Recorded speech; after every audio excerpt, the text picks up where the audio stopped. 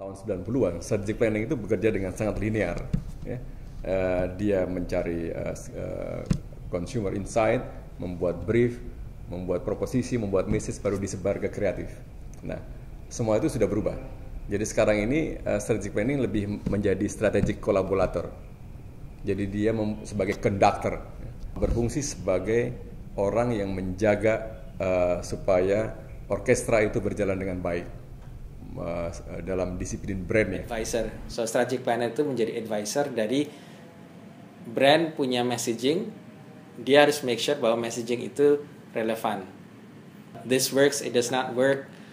Kalau work pun impactnya gede atau kecil seperti itu.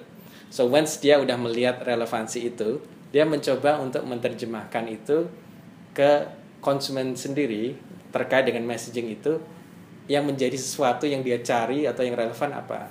Planner itu memetakan apa yang harus dilakukan oleh brand itu secara komunikasi saat ini ataupun ke depannya dengan melihat potensi yang ada di dalam brand juga dengan melihat insight dari target audience-nya. Disitulah sebenarnya peran vital seorang planner untuk membantu kita dari kreatif supaya dapat sebuah komunikasi yang tajam tuh. Nggak cuman perkara apa yang harus dikomunikasikan, tetapi juga kapan komunikasikan, terus mediumnya apa saja. Itu sebaiknya biasanya kalau kita itu peran planner tuh di situ menentukan, membantu kita untuk menggait kita untuk jalan kemana. Yang paling gampang adalah strategic planning itu kerjanya adalah memasukkan manusia ke dalam sebuah proses berpikir untuk membuat sebuah kampanye. Strategic planning or strategic planner is basically the consumer representative within an advertising agency.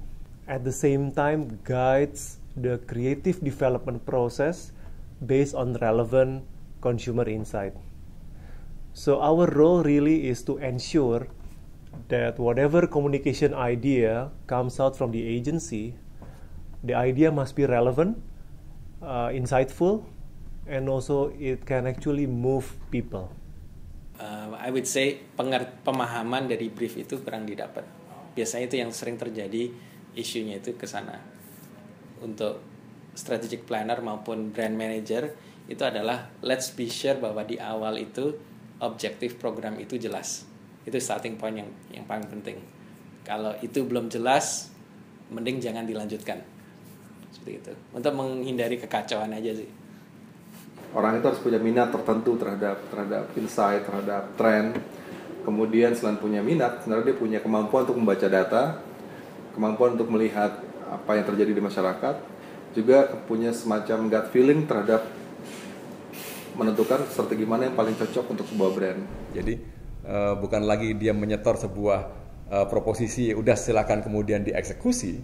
Nah, dia harusnya menyemai ide-ide itu untuk tumbuh terus, ya, untuk kemudian dijadikan sebuah big idea dari campaign itu.